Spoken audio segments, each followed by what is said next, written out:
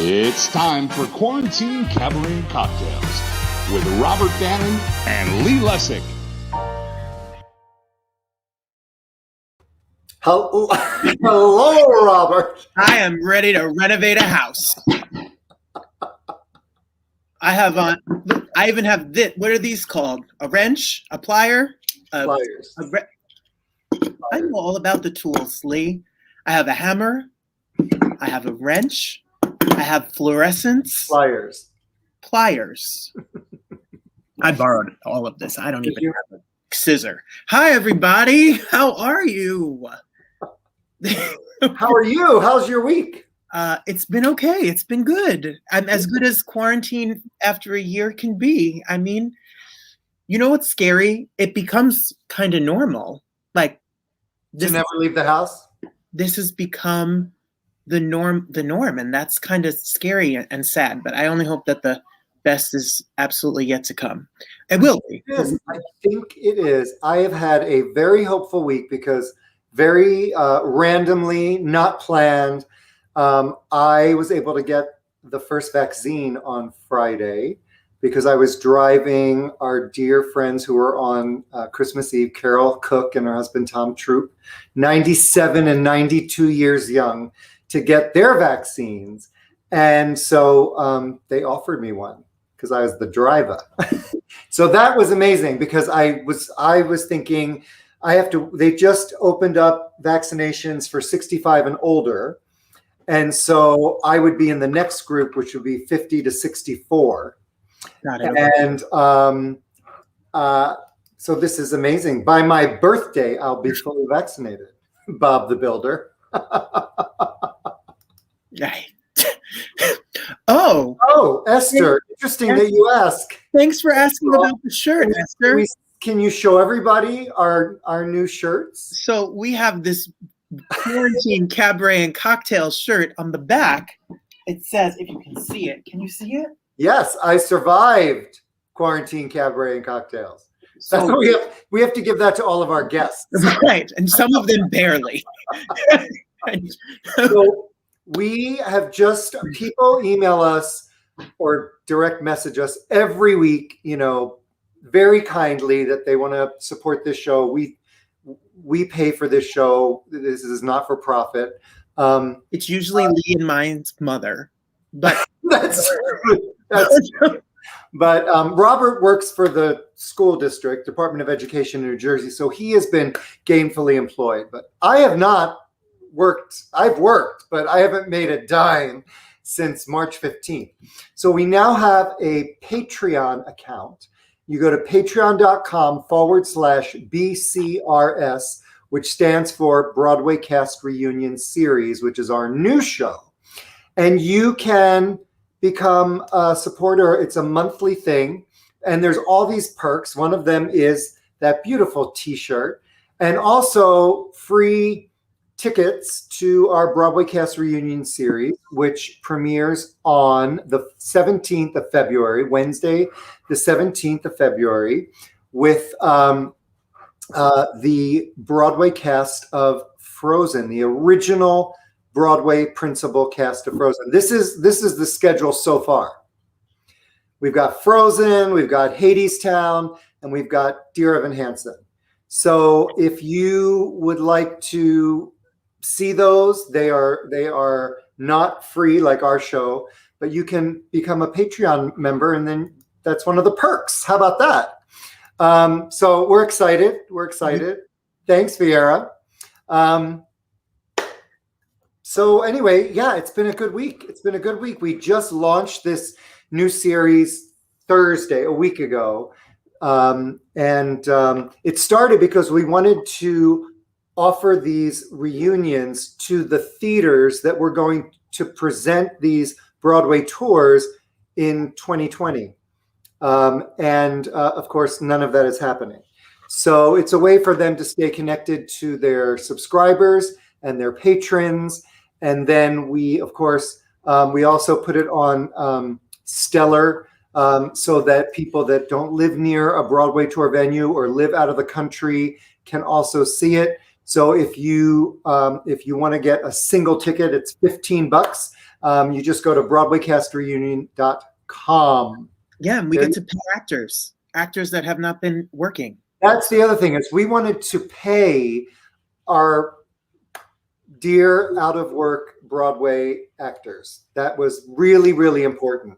And so we are hoping that this really takes off, because we offered them a really nice paycheck in their living room and talk to us. So there you go. I'll keep that up on the screen for a moment. Yeah. So tonight's show is all about pandemic home renovations.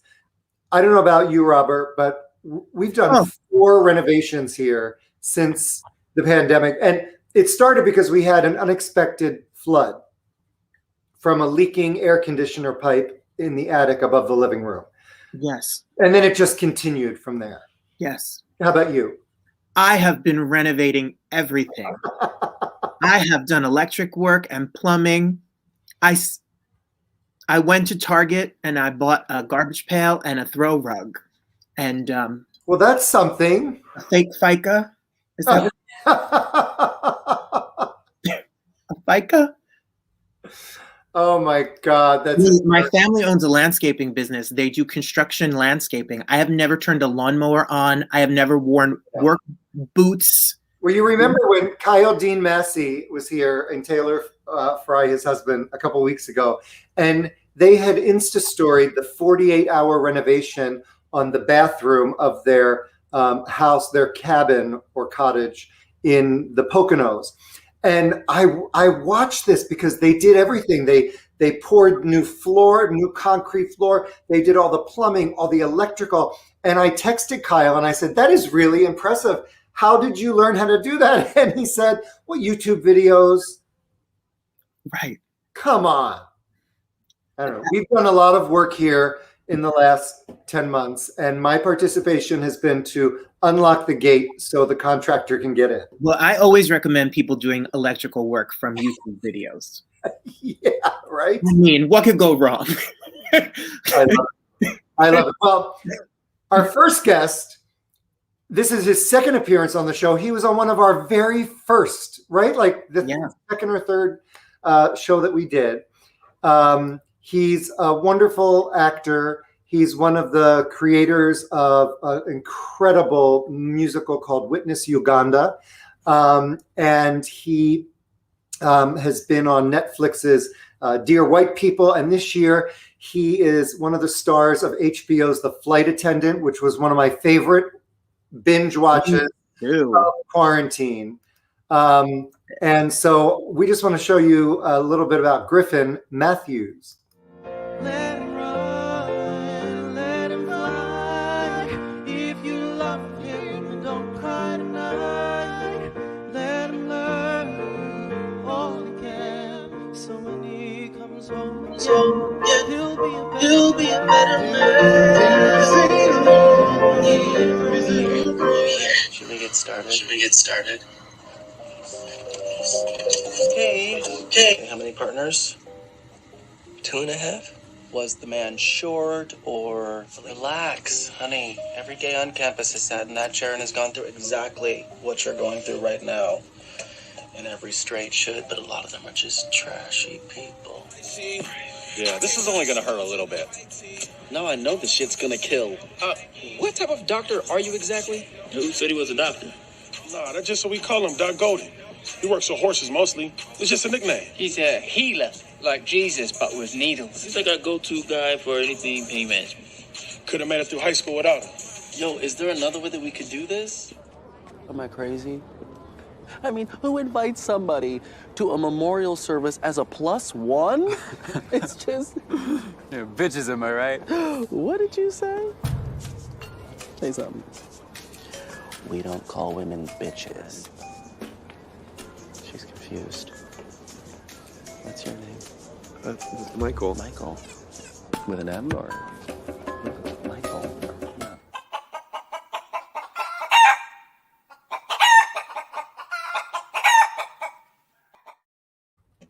Griffin Matthews!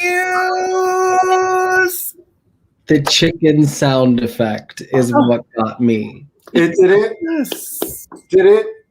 My favorite, absolute favorite moment that I will always remind you of is that Michael with an M? Michael with an M.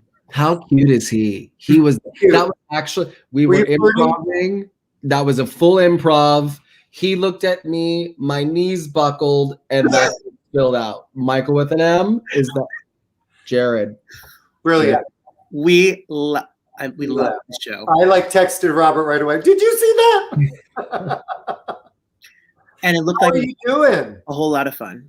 It was so much fun. I'm great. The baby went into the next. Was I supposed to have a cocktail? Because I have a bottle. That's what this is my current daddy cocktail, milky as we call it.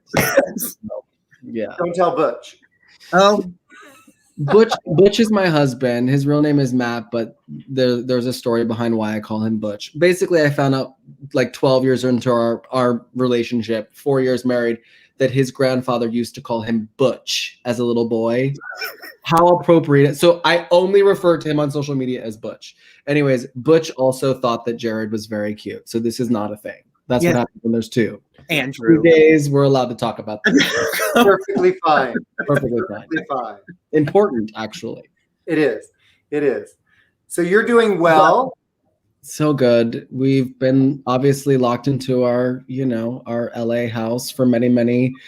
We've lost track, actually. We realized we're about to celebrate our oldest son's birthday, and we had he turned 2 in the middle of the pandemic, and we're about to do it again.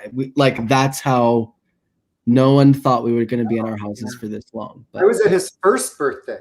you were in the loft back when we were cool. Back when people cared about our They lives. used to have the coolest loft in downtown in the Arts District. That loft was no joke. Yeah.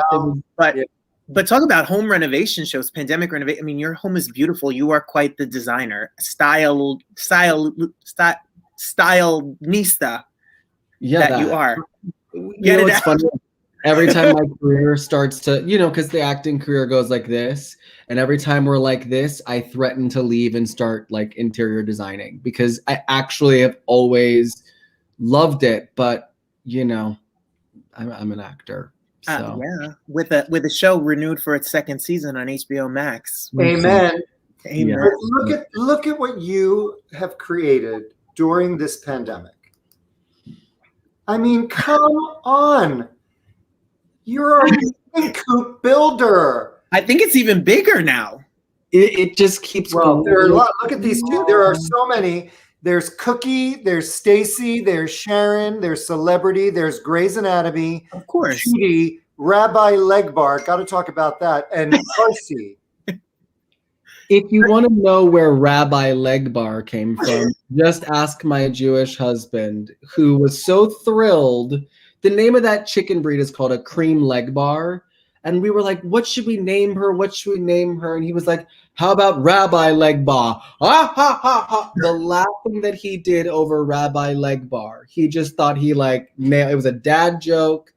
And then it just stuck. So Rabbi Legbar she's out there right now. I can see. How did the idea start? How did the chicken idea start? You know what happened is strangely enough, I had been in Italy shooting The Flight Attendant.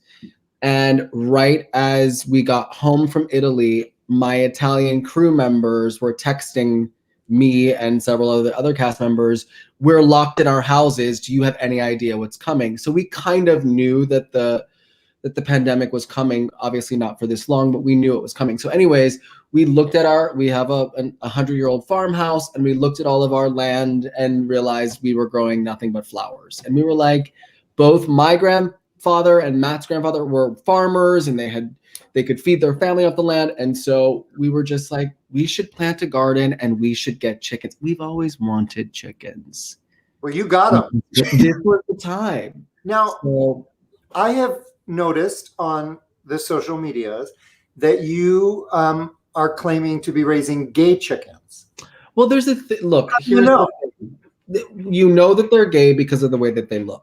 Right? It's very clear. The sex is in the heel. Who said it? Someone said it.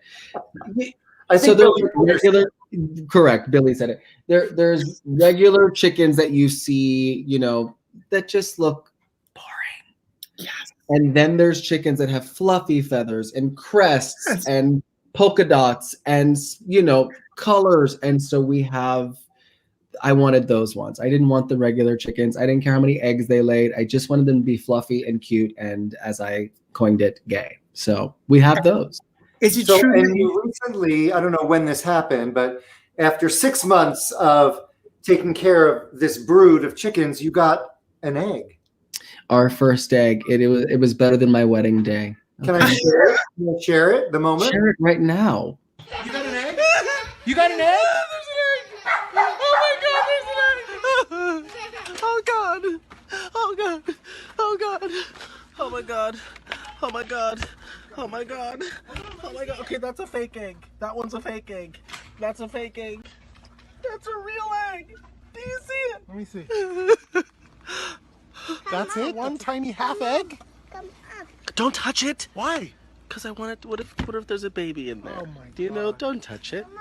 What if let the baby see the egg. You want to see the egg? Let him see the You egg. got a half an egg. Shh. Look at the little egg. Half egg. Look at the little egg. Did you touch it? Oh God, that's the dog. Babe, I didn't tell you to touch it. Why wouldn't you touch it? No, he's gonna break it. Oh God. Show the egg. Hold on. I've been waiting for 6 months for an egg. Shh. My egg. Look at the little egg. My egg. My egg. No. My egg. No. Daddy's egg. Okay, take this inside.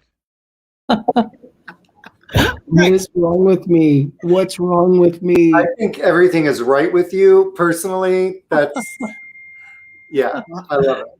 I think it's I love it. And I'm just gonna point out to our viewers that you had to cover Galileo's face because you and Matt have fostered 2 children, one during the pandemic, and Galileo, who's going to be 3, that happened a little bit before, and are in the process of adopting. We are in the process of adopting both. We had a pandemic surprise in July, so our latest is now 6 months.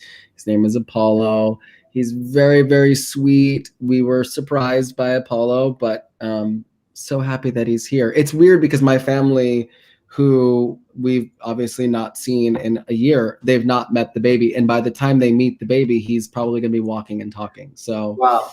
They also haven't met the chickens. And that's a great disappointment. I have to just drive by and meet the chickens. Can we I wish you would. Here's the thing that people don't understand. And this is what I've learned about having chickens. They're interesting creatures. I like them. I'm not a bird person. I never wanted a parrot. I never understood parrots sitting on people's shoulders and pooping. I didn't get it. I still don't really get that. But the chickens, when I walk to the door, they come running to the fence. They make noise. I know each chicken's noise. We have a chicken that likes to try to break into the house. I swear she tries to get into the. So it's a whole thing. Today we got a green egg. Did I tell you this? Yes. I follow you on the the shock is that chickens lay multicolored eggs, which is part of being gay, right? The gay chickens they molt. Okay, so this is my egg. You can see my egg display. That's amazing. We eat them all the time. So there's this is a speckled egg, and I think this one comes from the speckled. You can kind of see it. This one comes from, I'm pretty sure, Elphaba. We think Elphaba laid this egg, and then. This one is like a creamy or white egg. This one is Judy, definitely Judy's egg. Yes. And then there's a brown egg that doesn't have any speckles, and this is Cookie. Oh. Can you believe it? I actually know which chicken. I wouldn't let my husband eat the eggs for weeks because I was trying to figure out which chicken was laying which egg. And today, we have this. This is called an olive egger. It's green. Someone on social media. Elphaba? So we thought Elphaba was going to lay green eggs. Turned out Elphaba was like, I'm laying speckled. This one I think is from Stacy. I caught Stacy in the coop this morning, and she's one of our olive eggers. That's the name of the chicken breed, and she lays green eggs. So, it's kind of an adventure. Why are they not in the refrigerator? Oh, because good. I thought you meant the chickens. I was like, do you think that we slaughter our chickens? Where is it? It took a dark turn. The quarantine cocktail kicked in. So when chickens lay eggs, there is a natural film on the egg. So if you wash the egg, which you do before you cook it, but if you wash the egg, it removes the film off of it. So then you need to put it in the refrigerator. So all eggs that you get at the grocery store have been washed, and that's why you have to refrigerate them. The ones that are not washed straight out of the coop, about a month and a half, they'll sit on your counter, no problem. You know how I learned that? Uganda. Uganda. Oh, right. There's chickens everywhere, and when you go to the store to buy eggs, they're just in cartons. They're not in the refrigerator. So that's how I learned that little That's fact. amazing. Wow. And the first egg, here's another fun chicken fact that I learned. The first little egg, did you see how tiny it was? When chickens first start laying eggs, they lay pullet eggs. They're tiny, tiny eggs. They're like the first egg. And there's a movement in the restaurant industry to purchase pullet eggs because they don't meet the standard requirements. So they have to throw all the eggs away. But in restaurants, they're like, hey, we could use these are cute gay pullet eggs. Everything gay is a wealth of information. Everything gay is better. Everything gay is better. Put that on the other t-shirt. That's going to be on the next shirt. Well, Griffin is friends of me and Lee, and I could not be on here with Griffin not just say that Matt and him are absolutely the most generous, beautiful family and people. And I wouldn't be on this show and I wouldn't be putting out anything if it wasn't for Matt and Griff and the kindness that they have shown me in my life. So I'm forever indebted and grateful for family, truly. And when you come, I'll give you some eggs. I'm ready. Not too many. Just one or two. You know what I mean? Not all of them. One or two. I get it. I have sheep. It's right now they have a garden. You grow zucchini? We have a full garden. And honestly, the coop idea, I'm so happy that we did it because we are obviously eating our eggs, but also it's giving us a great appreciation for life.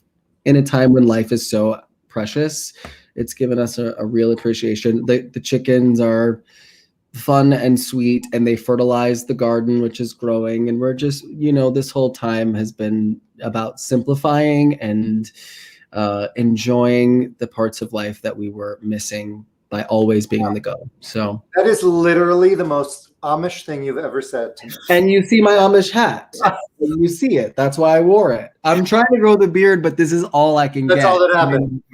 Yeah. So listen, by March 5th, yes, Mark and I will be fully vaccinated and 95% immune, which means your babies can swim in our pool this summer. Thank God. That's all we care about. We just actually want you to get out of the house. And a bottle of rosé, and that's it. We want the pool, we want the rosé, and you guys can get out of that house because their house is speaking of interior design, their house is amazing. So Lee and Mark, get out. Let us. You guys can be in this house. You take care of the kids. We'll do the pool and the rosé. How about that? He's already making us jealous by sipping. It's upsetting. Suck your bottle. Dad life. I know. Dad life. Amazing. Thank you so much for playing with us today. We love you. We love you. Matt and the babies and Wendy. Yes, sweet Wendy, our doggy. I love you both. Thanks for having me. And everyone, please consider getting a chicken and a chicken coop. As long as they're gay. And only the gay ones. The straight ones are a little less exciting. Okay. Have a good one. All right, bye. Bye, you guys. Bye. Oh my God. I love chickens too. Oh my God. You are like the prop meister. Too funny. All right, we have so much more. We have literally, usually to operate the controls here, I just have to like scroll up a quarter of an inch. There's so many before and after pictures with our next guest. So I don't want to waste any more time.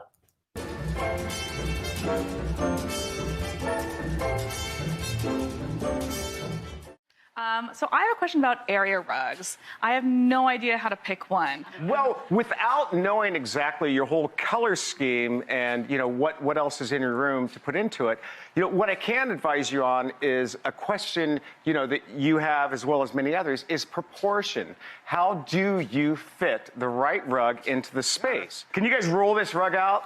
We can do our best. Yeah, that's fantastic. Now, can you guys move this sofa? Oh, man. Now I understand. It's always... Give these guys a big hand. We make the rules, but we can also break them. But use that as a guideline.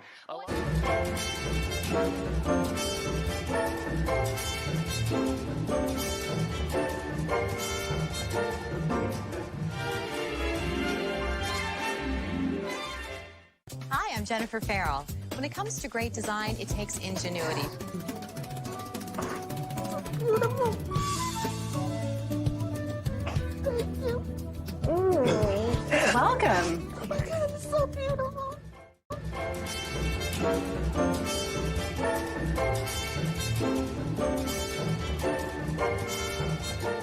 He's extras, Mr. Mansions and Millionaires. You have a washer dryer in your closet. And when Michael Corbett's not raiding the homes of the rich and famous, I've actually been renovating houses ever since I was on Ryan's Hope. check out some of his before and afters, like this stale waterhole turned beautiful blue lagoon, or this brass-lined bathroom turned marble masterpiece. Okay, seriously, I can't believe this is the same house. I know, isn't it exciting? It's Yeah. total transformation.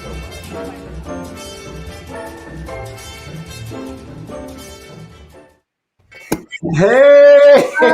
Guys! Hi, everyone. How are you all? Hey! That was a lot of renovation. That was a lot of renovation. That was a lot of renovation. Well, we thought about this because a couple weeks back we had Kyle Dean Massey and his husband Taylor Fry, who both Broadway guys who were renovating a cabin that they bought in the Poconos. And I guess it's going to become a rental property. And Kyle Dean started an Insta story and said, "We fly back to LA in 48 hours. I have one more bathroom to renovate." And they did everything themselves. I mean, they re-poured the flooring. He did all the plumbing, all the electrical, installed everything. And I texted him and I was like, "That is impressive. Like, how did you know how to do that?" And he said YouTube videos. Which I loved Robert's line of YouTube video doing electrical. What could be wrong? I don't know. So we had them on the show, and I said, if you want us to show before and after pictures, because it was very impressive what they did. So he sent me them, and then I thought it would be a fun surprise to have Doug come on and give his input. And then Doug, the next day, we were talking about the show, and it was fun, and blah blah blah. And I said, everybody is sitting at home staring at their walls. We should do a whole show on pandemic renovations. And here we are. And here we are. Here we go. And then here it is. This all-star team. You guys have put in thousands and thousands and thousands of hours of television helping people renovate a home. I know, it's fantastic. It's funny because our world of on-camera home renovation, there are only 10 of us in this business. There is a really, really small group of people.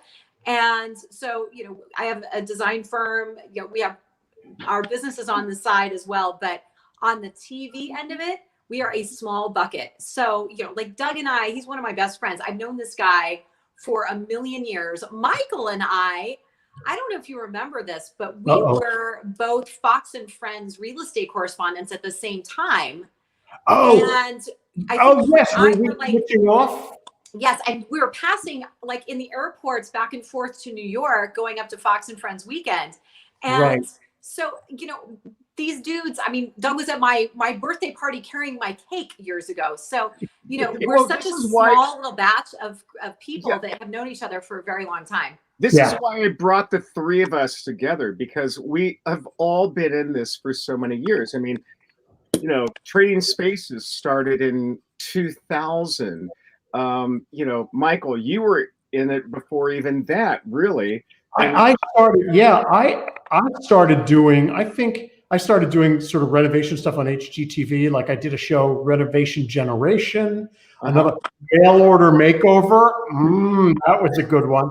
And then We've all had our failures. Crazy. And then created this show that I do now for now we're on Fox. We used to be on NBC, but Extras, Mansions, and Millionaires, which is a little bit of what Jennifer does with the celebrity real estate as well. So it's so nice to be able to put together your passion and then also doing television. It's great. Yeah, and I mean, Michael and I are. I think what happens as you stay in this business long enough is you get to the point where the renovating is so much work on TV, and these shows that we do are so hard that like I'm hosting Behind the Gates now. I'm hosting Find Me a Vacation Home, World. I love that idea. Like all these shows that are, I get to walk around in a nice dress and I get to look at pretty shiny stuff and go, damn, this is a nice house. So they are really fun shows. I love the renovation shows. That's all of our backgrounds, but those shows are hard to do. Yeah. And you were always lucky to always look glamorous, always had the best hair. I think you, Jennifer, I think you actually set the standard for how women need to look in home makeover that moved into newscasters. Every newscaster you see has the hair like you with the wavy curls. I mean, I think you were a trendsetter in many ways. Well, now, Doug, I will take that compliment. I do not know if that is true. Let's just say it's true. If you say it 3 times, it's true. Well, I have been told I have newscaster hair, so I don't know if I have newscaster hair or if newscasters have Jennifer Farrell hair. I'm not sure which. I think they do. But it does this, as Jennifer was saying, now the thing that we've been lucky enough to move into, and we're both very lucky to have these kinds of host jobs, because people tell me all the time, oh my God, you have the dream job. We get to go through, $300 million mansions. Then also I get to travel all around the world looking at celebrity real estate and celebrity travel and all that. And they really are kind of dream jobs. And it is a very small niche. It's a very small group of people. I think, all of us have different, jobs in even this thing. Like Trading Spaces, my show Moving Up. I mean, things were so hands-on. We got down and dirty with the homeowners. And so you never really saw what was really hard to do. And you had to put a smile on your face, when you were dealing with homeowners that were problematic, or you had to defend your goal. Michael, I'm sure, with a lot of your people, you can say, they were problematic even to come into the home, and you had to battle that. Oh, Jennifer, yeah. The same thing. I mean, you've had many different shows, so, we've all had the same sort of battles, just in a different way. So it's a very hard job to do. It looks glamorous, but it's a tough job. It's a hard job. So, Michael, you're in Palm Springs, right? Right now I am in my vacation home in Palm Springs. I have some before and after pictures, but I first want to flash up your wonderful book called Find It, Fix It, Flip It, which you can get on Amazon.com. And you have flipped, what, 35, 40 houses? 36 now. 36. Over my lifetime. I need to interject something here. Michael, years ago, did, a segment on me on Extra, right? Mm-hmm. And he came to my apartment and reviewed my apartment. Never left. When I went to bed, I felt something under my pillow. Michael had put a Find It, Fix It, Flip It book under my pillow. As you do. Then I'll tell my book story, because self-promotion. For my birthday, this was several years ago, Doug said, I'm sending you the best birthday present ever. And it was an autographed copy of Doug's book. I got it. Shameless. I love it. Well, I want to show some before and after pictures, Michael, of your vacation home in Palm Springs. Okay. Here's some before and after of the kitchen, which is crazy. Just space. Yeah, those are called pandemic countertops. So we did quarantine countertops. Wow, I love that. And then I've got your living room. Oh wow, look at those chairs. Nice. Beautiful. Just beautiful. And then this was the before of the pool, right? Right, the backyard and pool area. Yeah. Check this out.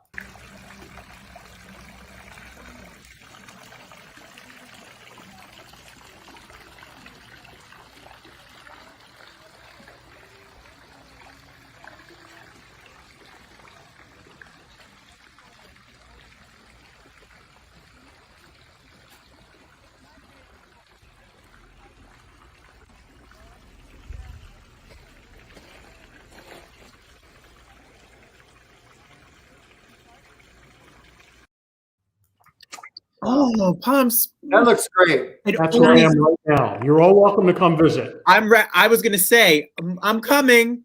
Okay. On a day it's not 128 degrees in Palm Springs.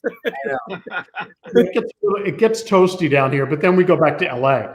But for the quarantine, for me, this was the perfect place to come because it's easier. Feels a little safer than LA. LA is a tough town right now.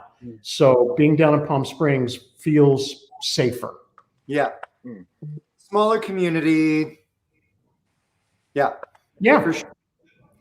Now, Jennifer, a woman after my own heart, you are renovating your vineyard, the Calaboo Vineyard.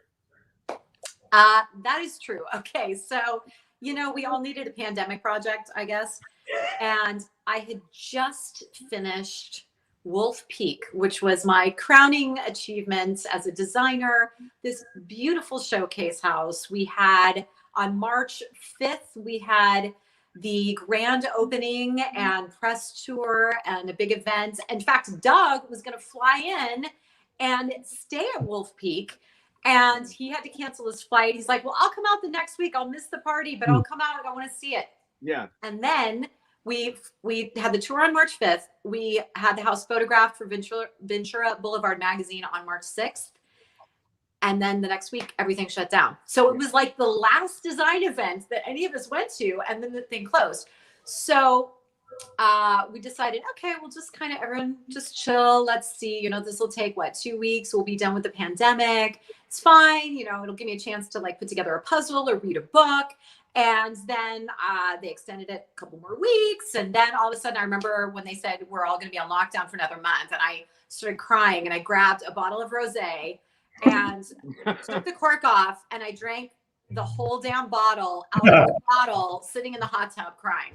So once I realized, okay, we're in this for the long haul and you can't get rid of a global pandemic in 2 weeks. There was a lot of soul searching because there was this project that I'd been dying to get my hands on even before Wolf Peak. And it was right around the corner.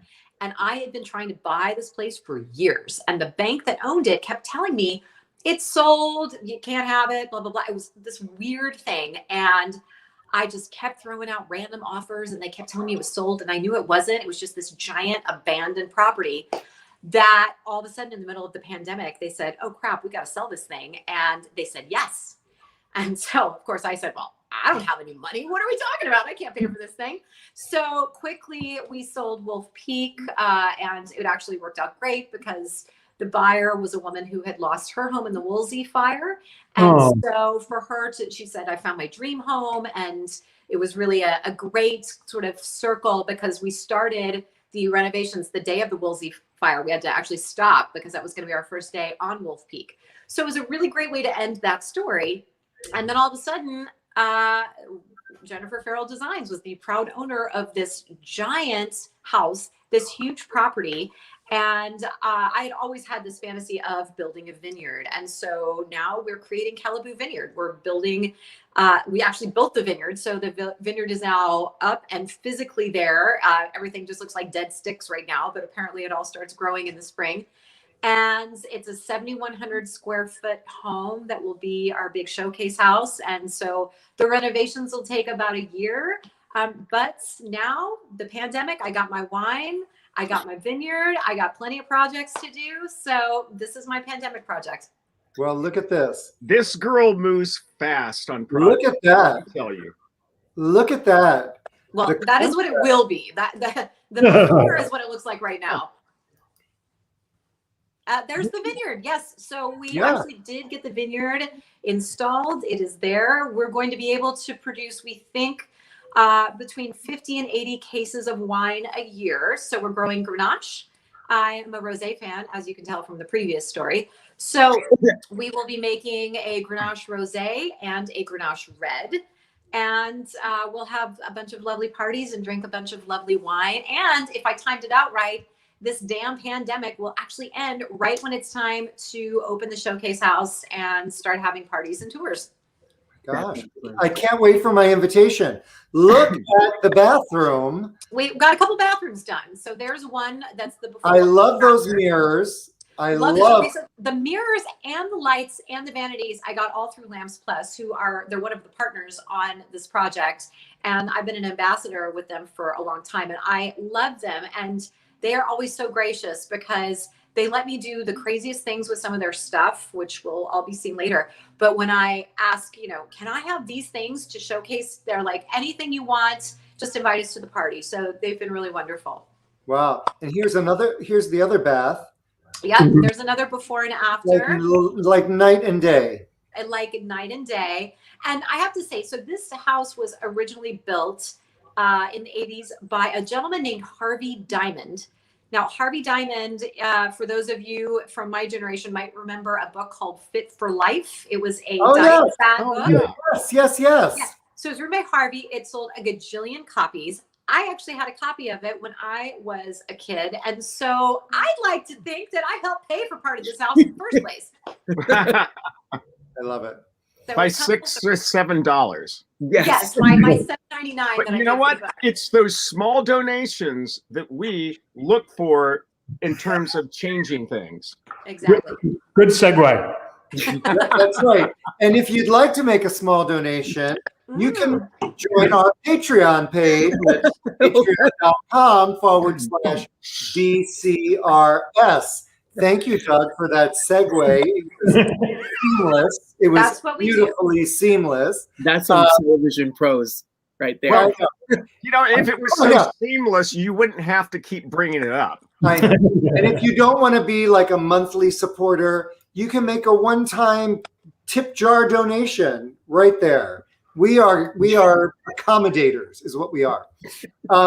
So my partner and I bought this house 21 years ago. It's a 1923 English Beaux-Arts house in Hancock Park, a few blocks from Larchmont. And I went digging because I wanted to show you like the before. So we had not even talked about buying a house at that point. We were only together probably 6 or 7 years. So now it's 28 years, going on 29 years. But we had not talked about we're going to be homeowners or anything. And his brother-in-law is a contractor and said, there's a house that's up for sale. I'm thinking about buying it to flip it. Will you look at it? So Mark said, will you go look at it with me? And I said, yes. And we went and looked at it. And it was awful. It was awful. So that was that. I then flew to New York I had like a week of concerts in New York. And I was at dinner. I'll never forget. I was at dinner with Ann Hampton Calloway. And the phone rang. I love her. I know. Who doesn't love her? And the phone rang. And it was Mark. And I'm like, it's Mark. I'm going to take it. And he was like, congratulations. And I said, for what? And he said, you're a homeowner. And I was like, you're a hoe? No. Homeowner. That's a joke on our show, Trading Spaces. And I was like, what are you talking about? And he's like, you're a homeowner. And I'm like, not that horrible house on Plymouth we looked at. And he bought it because he had this vision when he saw it of what it was going to be. I am not a visual person. I'm an audio person. So I was livid. But I did realize very quickly that there's no way this ever would have happened if I was part of the decision process, because it was beyond my, scope. And so I am going to show you this. This is what I saw when we did the walkthrough. This is why I was shocked that we would even think about this. This was the living room. Wow. Yeah, I know. They threw in the drapes. And what did you Right? do with them? Did you create a Sound of Music show? No, we did not. We did not. But this is what it looks like now. Oh my. Much better. It's better, right? No, so much better. I mean, night and day. This was our kitchen. I'm embarrassed. Okay. I mean, you can't buy blue and white checker tile like that. No. And here we are. We just redid the kitchen. Lovely. There you go. And then the last thing I'm going to show you is the backyard. And we just redone that during the pandemic. And there you are. Charming. Beautiful. Stunning. And we have a dog there. We actually adopted a third golden during the pandemic. Oh, Jesus. So you have 3 dogs now? We have 3 goldens over 70 pounds. Oh my God. I know. That's I know. It is a lot. But one of them's like almost 14. And the other one was 2. And when I saw this Instagram post about the 1-year-old purebred golden that was abandoned, I was like, the 2-year-old needs a playmate because the 13-and-a-half-year-old won't be here that much longer. And you are such a sucker for adopting like I am. My first dog was a black lab from ASPCA in New York. Yeah. It's a lot. It is a lot. Yeah. Okay, Doug. Yes. Tell us about this project. I don't know exactly where it is. Is it upstate? I'm not seeing it. Oh, there you go. Oh, okay. This is a project in Central Illinois where I grew up, and it's a Frank Lloyd Wright inspired home where they wanted to update the exterior, and the outdoor painting to bring it more to life. So many times when people create homes, at the end they get tired of like all the choices and everything, and finally they want to move in because they can. And when it comes to the outside of the home, they're like, just paint it beige, okay? And and put the white windows in. So what I did was I came in and helped them to give it more of a grounded feel. I mean, this truly was a quarantine renovation. I started it in December before COVID hit. I met with the couple, and then we were supposed to start in spring. Well, I couldn't be there in spring. So in terms of COVID design, I basically did everything after I picked, some of the initial colors by, being on Zoom and sending things back and forth. And what treatment did you do to the brick? Because you've changed the hue of the bricks on the house, and it looks fantastic. But well, I didn't change the brick at all. That might be the photography, but what I did that you really can't see in these pictures, but you can. A lot of people, when they buy homes, they put in white windows, which are standard, the white frames. Right. Yes. And for so many homes, with brick and darker brick, it doesn't do any justice to it. Your eye goes to like those windows, right? Like so the frames. And what I wanted to do was bring more focus to the home and more focus to, the elements that are really important with design and architecture. Right. I love the red door. Yeah. I mean, well, I haven't been back since the red door was painted. I really need to see it, which is part of the problem with quarantine design. You can't always be on location. So there are choices when I go back that we may have to alter. Many things in that house, from the gazebo in the back that was like all beige to being decorated in different colors. It's a night and day, and it's an uplift, and to ground the the home and bring it from 1980. I have the gazebo here. So that was on the left of your screen is before, on the right is after. And what I really love about this is the interior ceiling detail that you did of the gazebo is stunning. Yes, well, so often, the easiest choice is to have a painter come in and just spray paint everything. Boom, boom, we got to be done. We got it, I want to move in. And so this client, was, willing to take it to the next level. It does take money to, cut in all of those, rafters and everything. But the final outcome is really, can be dramatic and wonderful. So, yes, you have to take it to, when you want to take it to the next level, it's going to impact your atmosphere and create such a better environment than what you have. Right. I know. Well, people, have been sitting at home for months, 10, 11 months, however long it's been, staring at the same four walls. And, they have time. They have time for projects, and it's been great. My partner's a designer and has never been busier than since March.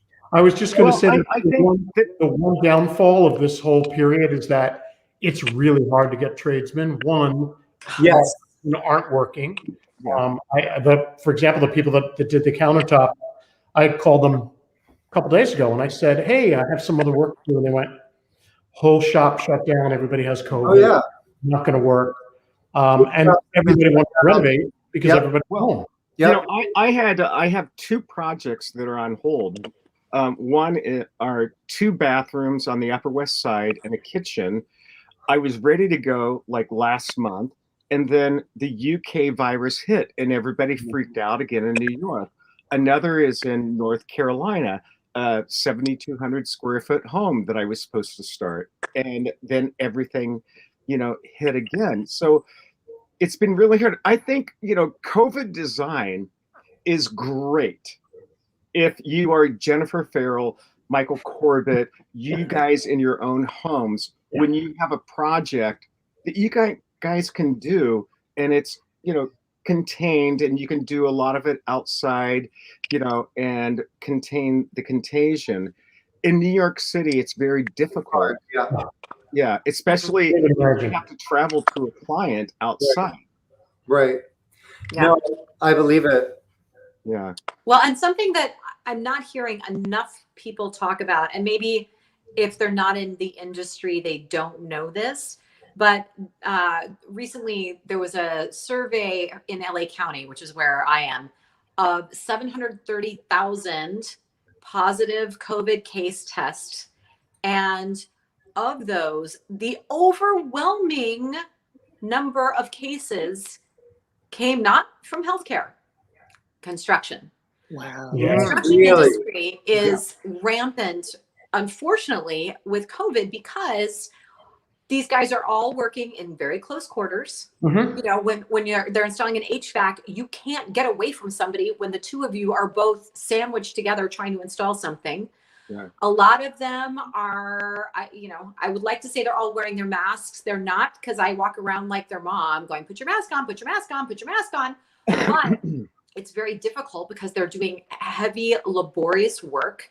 So they're finding that it's difficult to breathe while they're wearing these masks.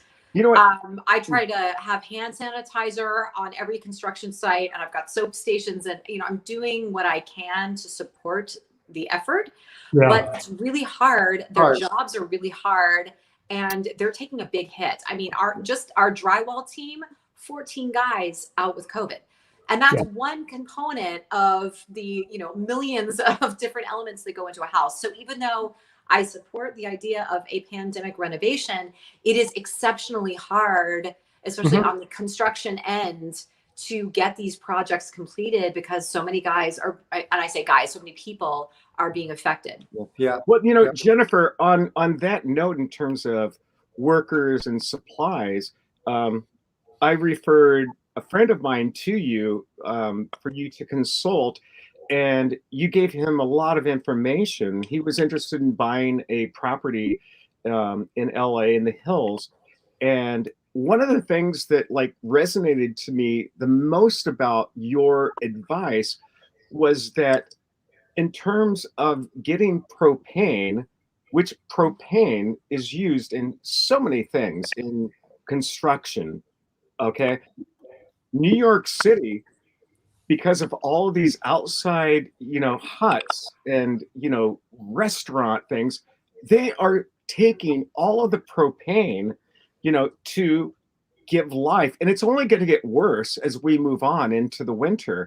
New York is soaking up all that propane. That propane is necessary for so many things. Well, it's even necessary for you guys in LA for you. It's cold here. The restaurants, I mean, it went down almost 70 degrees the other day. It's freezing here. Oh my God, so freezing. It went down to 28 today, and I was like, oh, it's tepid.